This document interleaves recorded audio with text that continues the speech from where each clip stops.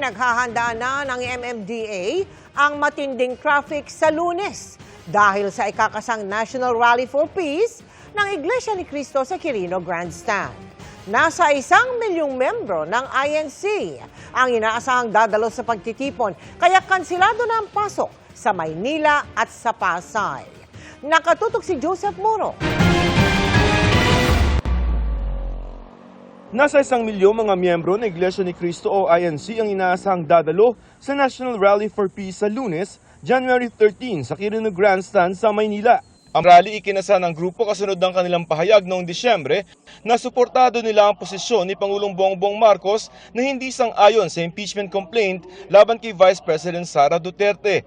3 impeachment complaint ang nakahain sa Kamara sa ngayon laban kay Vice President Duterte. Ang kanila lamang daw pong bilin ay hindi pwedeng gawing political rally ito. So, absolutely daw po, any politician ay hindi pwedeng magsalita.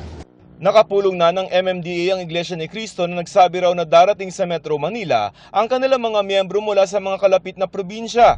Ayon sa MMDA, linggo pa lamang inaasahan na nila na dumating ang mga miyembro ng Iglesia ni Cristo dito sa Metro Manila at asahan na raw ang traffic hanggang Lunes ng gabi sa mga apektadong lugar. 15,000 mga sasakyan daw magdadala sa mga ito sa Quirino Grandstand kung saan sila magtitipon-tipon. Kaya hiniling ng iglesia na makapark sa lampas 10 mga kalsada sa Pasay at Maynila. Pinayagan naman ito ng MMDA tulad sa Mel Lopez Boulevard, Espanya, Rojas at Macapagal Boulevard. Kaya naghahanda na raw ang MMDA sa matinding traffic sa Lunes na posible raw umabot sa dapitan sa Maynila at Welcome Rotonda sa boundary ng Maynila at Quezon City. Although i-allow natin yung street parking, 1 lane lang po. So kung 3 lanes po yung kalsada, kung saan sila nila, or 2 lanes, dapat 1 lane lang sasakupin. Hindi po pwedeng sakupin yung buong kalsada na wala nang ibang makakadaan. Sarado naman ang mga kalye sa paligid at malapit sa Quirino Grandstand tulad sa Rojas Boulevard, P. Burgos at Maria Orosa. Sinuspende naman ng Malacanang ang pasok sa gobyerno at lahat ng antas ng eskwelahan sa Maynila at Pasay para rito.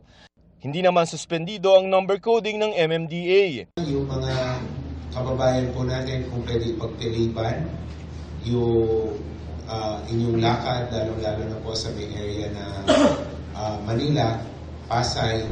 May national rally din ng iglesia sa iba't ibang probinsya tulad ng Ilocos Sur, Albay, Iloilo, Cebu, Cagayan de Oro at Davao.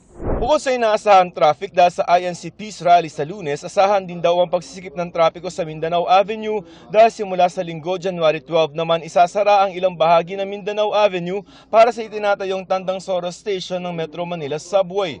Ang trapiko padaraanin sa ginawang extension sa kalye. Magtatagal yan hanggang taong 2028.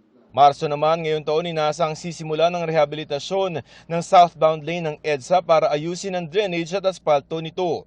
Inaasang sa katapusan ng taon matatapos ang proyekto. Para sa GMA Integrated News, Joseph Morong, nakatutok 24 oras.